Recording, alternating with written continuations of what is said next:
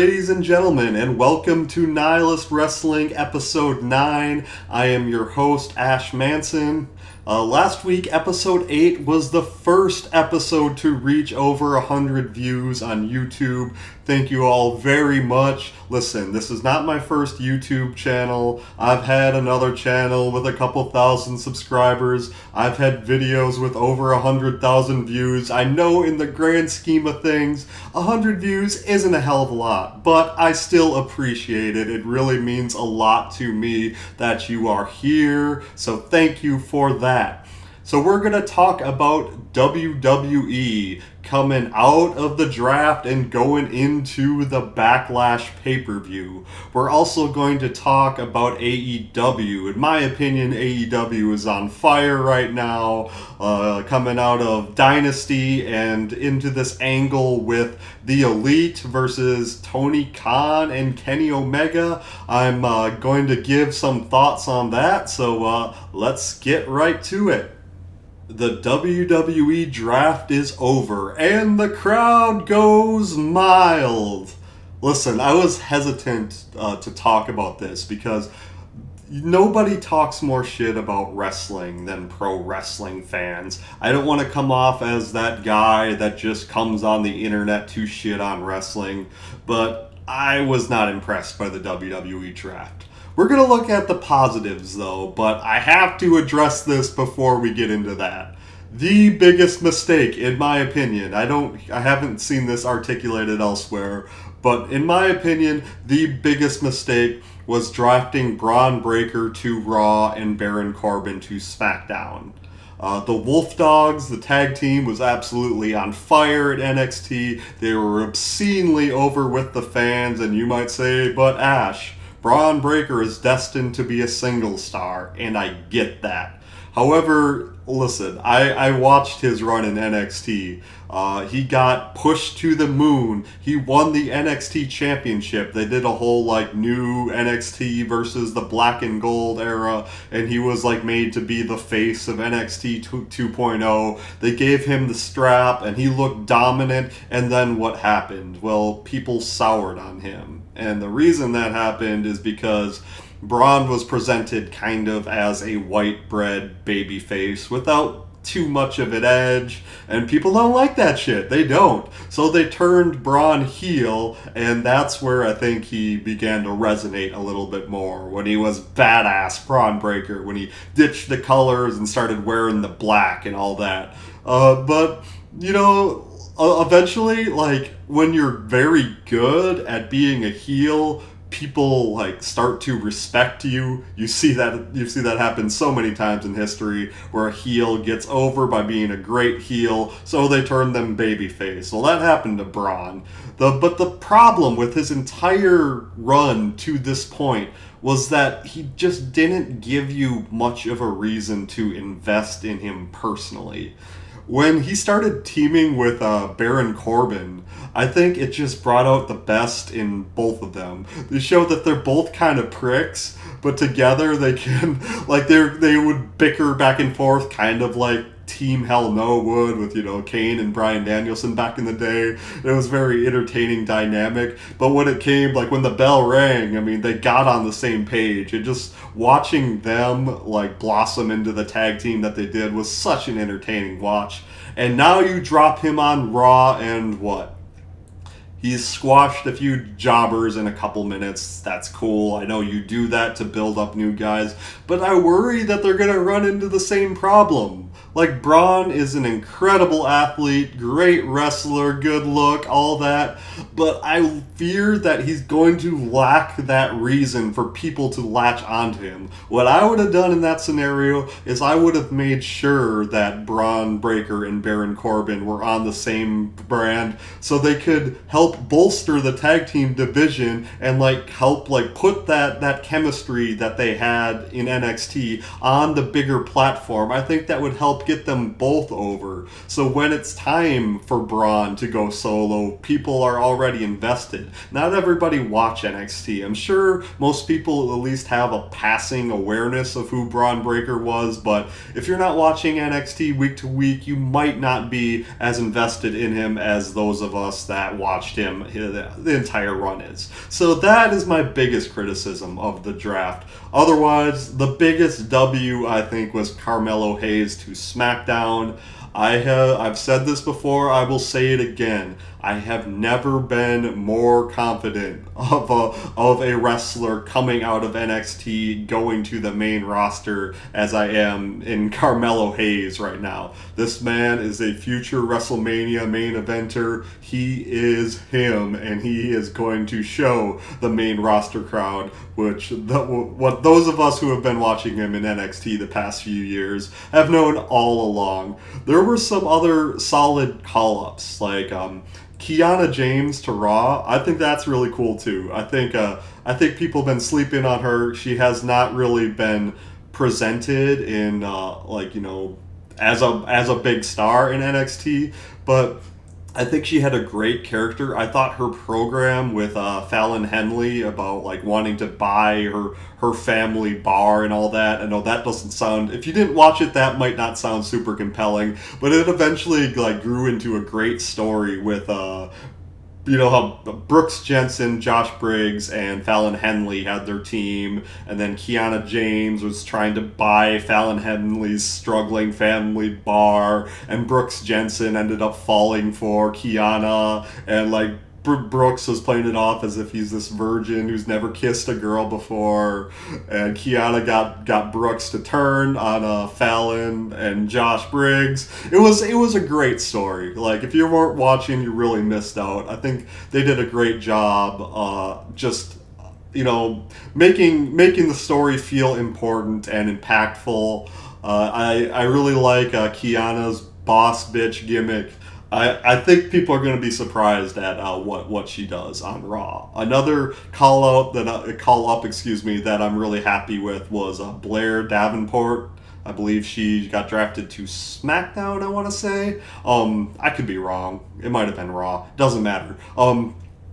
She is somebody that she's still relatively young, but she's a veteran of the industry. She clearly knows what she's doing from like both a wrestling and a character perspective. They probably only had her on in NXT to teach her how WWE television works.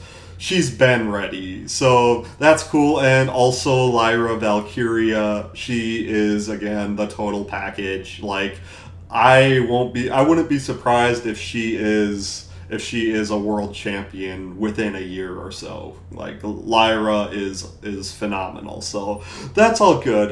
But the whole rest of it, like, there wasn't a whole lot of people swapping brands or anything, and even if there was, like, it wouldn't really matter because they haven't really been honoring the brand separation much.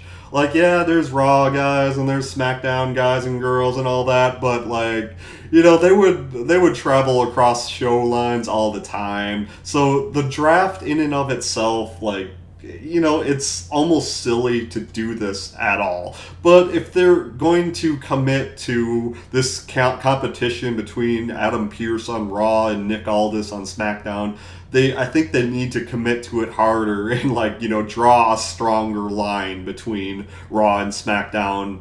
I've never been in favor of a brand separation, but I think it's dumb, honestly. But if you're going to do it, you should actually do it and make it seem like a big deal if a SmackDown person shows up on Raw and vice versa. I think splitting up the tag team titles, as much as I didn't want the Judgment Day to lose them, was a great idea to, help that. But it's really like this, in my opinion, is the worst time of year, generally speaking, for WWE. And why do I say that? We're coming off the heels of WrestleMania. Backlash used to be about WrestleMania rematches, and it hasn't really been in recent years. But it's this awkward time of year because this is a time of year that WWE goes on the European tour. They got done with that a little while ago. So previously that meant that Raw and SmackDown weren't live because they would be filmed somewhere in Europe. But instead this year, they sent a crew over to Europe and kept like a different crew in the States for television, so they still got to have their live show. But then you have your roster split up a little bit. And then like Backlash is taking place, like, they had to, like, set the storylines for Backlash in motion before the WWE Draft. So you're not really sure, like, what you can do, like what brand people are going to end up being. And I think you guys can see my cat Zoe's tail wagging in the background, so enjoy that. Anyway, like, since your rosters aren't set, it's like really hard to, like, dig in on these storylines. Everything's kind of tentative. Now that they got them set, like, now that the draft is over, well, now Backlash is happening and the match card is already set. So it's an awkward time of year. Also, like, like WrestleMania. Hi, Zoe. Say hi to everyone, Zoe. No, she's not going to say anything. She's just going to stand here and be cute. All right, moving on.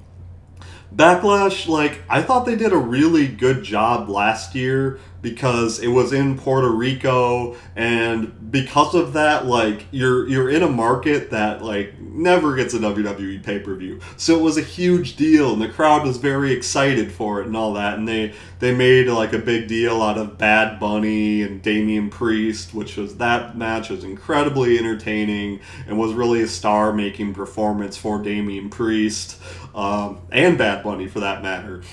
This year it is in France. So it's going to be a little bit earlier on a Saturday, and we might, we're probably still going to get that novelty of, like, watching a crowd that doesn't normally get wrestling pay-per-views. So that's going to be cool, but there's really nothing on the match card that's all that compelling. Like, I probably couldn't list the majority of the card, and I've been watching all the shows, so, we got Damian Priest against Jey Uso. Listen, I know there's going to be some people pulling hard for main event Jey Uso. I am not one of them, as you might see. I'm all about the Judgment Day and all that. But listen, Jay's not going to win. We know that. That was, we're establishing him as a main event guy, of course, but he is not going to win. You could argue he's already established as a main event guy, but it's just a way to elevate Jay, but ultimately just kind of lend a little bit of credibility to Damian Priest's title run. He's a new champion, so you know what they're doing there. And it's the same thing with Cody Rhodes versus AJ Styles. They need a credible opponent to make Cody look good, so we know that's what's going to happen. Like, Cody and Damian are going to retain. Yeah, that's about that. I don't really know that any other match on the card really has me even remotely intrigued. Like I said, I'm hesitant to even mention that. I don't want to come off as a hater, but it's just an awkward time of year, and it's going to be a challenge for Cody Rhodes and Triple H, for example. Triple H has to navigate this awkward time period creatively. Like, when we get to SummerSlam, maybe things are going to start ramping up again. But SummerSlam's in August, and we are in the beginning of May right now. What do we do during this kind of awkward time period to make the product better? I'm hoping that they bring the new Wyatt family, the Wyatt Six, whatever we're going to call it. I hope they bring that to television sooner than later, because that's going to be something that is going to keep my interest in this lull period, in my opinion. But the challenge with Cody Rhodes here is, like, so Cody versus AJ, it's going to be a great match. Nobody thinks AJ Styles is going to win this match. And this is going to speak to a little bit of a problem that Cody has to overcome now, because his entire story is the chase. Well, it's up to him to write a new story now that he's champion. And I have no doubt he's going to be a great champion. But, like, nobody realistically believes that he can lose his WWE Championship right now. So how do you keep that compelling? How do you keep that hot? I heard, I didn't watch this episode yet myself, but I heard that the Undertaker said that Cody Rhodes is giving him heel vibes. I don't agree with that. I mean, Cody is one of the only pure baby faces WWE has been able to get over. Like, you saw what happened with John Cena. Like, half the crowd rejected him. Cody Rhodes is one of the most universally beloved top baby faces of all time, in my opinion. So, like, how is he going to, now that he is the hunted and not the hunter, how does he keep the story, his new story, compelling? I don't have the answer to that. So I'm just, I believe in Cody. I think he can do it, but I have to acknowledge that it's going to be challenging. Honestly, I'm looking forward to Backlash be getting over with. I mean, I'm going to watch the show, and I'm going to enjoy watching the show. But now that we have our roster set in stone and a blank canvas, you don't have a pay-per-view coming up in a week after Backlash. So I just look forward to what they do with the new rosters, see how they handle all these challenges I just mentioned. And now we're going to talk about AEW a little bit. So if you've watched my previous episodes, I'm going to end up repeating myself a little bit because I think it's important to set up this point. The entire internet shit on AEW when they showed that backstage all-in footage with Jack Perry and CM Punk. I was like, I think I know what they're doing here, and I think it was a good thing. They were getting the Young Bucks some heat, and they were cracking the door open for Jack Perry to reintroduce himself to AEW television. What happened? Jack Perry came back at Dynasty, screwed over FTR, gave the Young Bucks the titles, instantly got some heat, right? And now that we saw what happened on Dynamite, Kenny Omega comes back. He says, listen, I have diverticulitis. They're saying that I could never wrestle again, but if there is a 5 or a 10% chance that it's possible, I'm going to do everything that it takes. But listen, they're telling me that if I even get a shot to the stomach, it could kill me. I don't know to what extent that is embellished, right? It doesn't matter. It's pro wrestling. Embellishment is what we're all about. Jack Perry comes out, he beats the shit out of Kenny Omega and hits him in the stomach, which Kenny just said could fucking kill him. They are making a monster here with Jack Perry, and it is fucking excellent. Like, AEW, in my opinion, WWE is in a little bit of a lull right now. In my opinion, AEW is on fire. And if you read the internet, all you're going to see is like how Tony Khan is unhinged, or they don't focus on storylines, or you'll see pictures of the hard camera side of the arena at Dynamite, and you'll see that no one's there, and they'll be like, the company's dying, oh my god. Everyone who says any of that shit can fuck all the way off, because AEW is killing it right now. So, yeah, this whole dynamic between the Elite, Tony Khan, and Kenny Omega, in my opinion, is very compelling television because they hit the, I don't know what they're calling it these days. They're still calling it the Meltzer driver. I think they changed it to the TK driver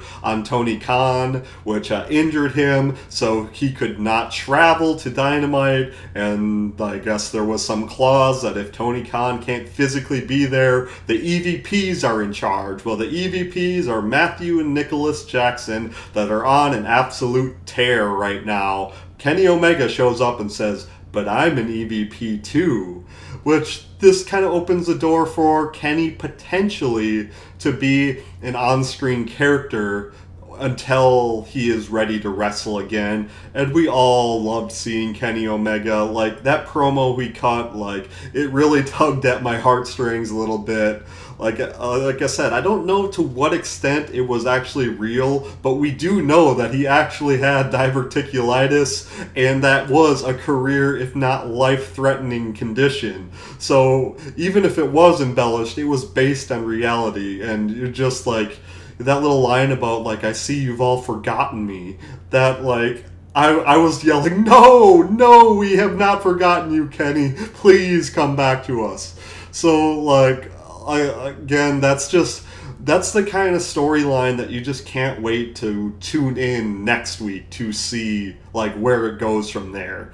And to repeat myself again, I thought that the Continental Classic and wanting to go towards a sports-based penetration oh my god, a presentation was a mistake. Like, I'm not saying the Continental Classic was a mistake in general, but I thought dedicating so much of their TV time to just pure wrestling kind of, like, it didn't let you develop meaningful storylines to the extent that you could have during that time. So when they have the Continental Classic come back, which I hope it does, I just hope that they spend enough time developing storylines like the one we're talking about to, like, while they're doing the Continental Classic next time. Because listen, Double or Nothing is not until, like, the end of this month, but I am super hyped for every match they have announced so far on the card.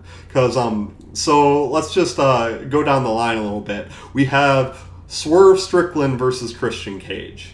Now, let's think about the thing I was saying about the Cody Rhodes AJ Styles match and the Damian Priest versus Jey Uso match. Much like those two matches, you absolutely know that the champion is going to retain in this situation. And, you know, that is a little bit challenging because, I mean, part of the reason why you order the pay-per-views is you want to see, like, what changes, like what new champions are crowned, what storylines are going to be furthered and all that. And you just know, because we've crowned so many champions, like so many new champions lately, we have to establish their reigns. Look, we know that Christian Cage is not going to beat Swerve Strickland. But here is how I think this program is a little bit different than the WWE programs. Every time Christian Cage's music hits, I'm like, oh shit, something's about to go down. Like, this guy's gonna say something that's so disrespectful, that's gonna get us so worked up. Like, the prospect of Christian Cage and Swerve Strickland, like facing off in a promo war is so goddamn, like, interesting to me. So I know that this match was kind of out of nowhere, and it's probably not honoring their ranking system, which I don't like that ranking system. I'm much like CM Punk in that regard. I think it's dumb, but. So I guess I'm glad that they're not acknowledging it. At least I don't think they are. I don't think Christian is going to be one of the top. Well, he might be one of the top, but I don't think he would be the top contender for the AEW World Championship. I can be wrong on that. But I love this match. I can't wait to see it. Plus, it's going to be a feather in Swerve's cap knocking off this veteran of the industry. Speaking of veterans of the industry, Adam Copeland is, again, I can't state, every time I say his name, I mention that I'm so happy that he is in AEW. Like, putting all these new matches together. He said he's made a point to try a new move in every match that he tries. Having the creative freedom, the Cope Open, where you don't know who's going to answer the challenge every time. Just because I mentioned Christian Cage, I thought I had to mention Adam Copeland, who is also killing it. I don't think he has a TNT championship match for Double or Nothing scheduled yet, but I think that's kind of a good thing because, like, if he had a match already scheduled, that kind of, like, it would trivialize any Cope Open matches that happened before then, because you just know that he's not going to lose. I know he's probably not going to lose anyway, but having him booked at the pay-per-view already, like, further cements the fact that he's not going to lose. So I kind of like that they haven't announced his challenger yet. At least they haven't. I don't think they have. Roderick Strong versus Will Ospreay, I think, is also a really cool match. I think there's actually a really good chance that Will Ospreay wins the international championship, and it's not like entirely clear to me what the hierarchy is for AEW secondary championships. Like we got the TNT title, the Continental title, and we got the international title. I don't know which one's the number two. I don't think there is a defined number two. There was a period of time where it really felt like the TNT title was, especially when there were no others.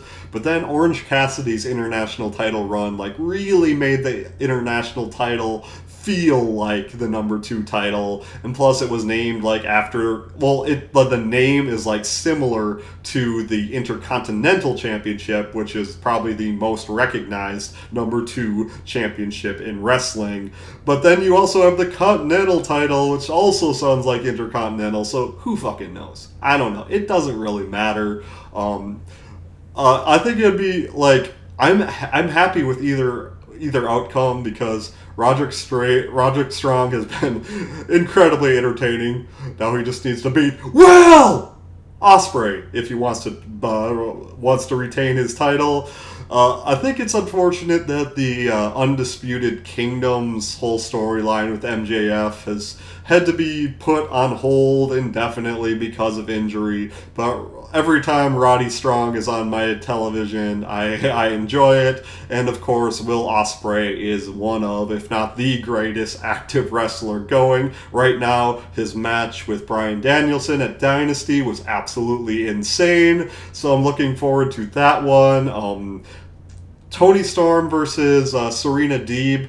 Again, I could conceivably see Toni Storm losing that one, and it wouldn't really hurt her character at all because she's such a character. She doesn't need her title. I'm not saying I think she's going to lose, but it will definitely be an entertaining match with a clash of styles and all that, with Toni Storm going more of the entertainment route, even though she is a great wrestler, versus the very serious professor of professional wrestling.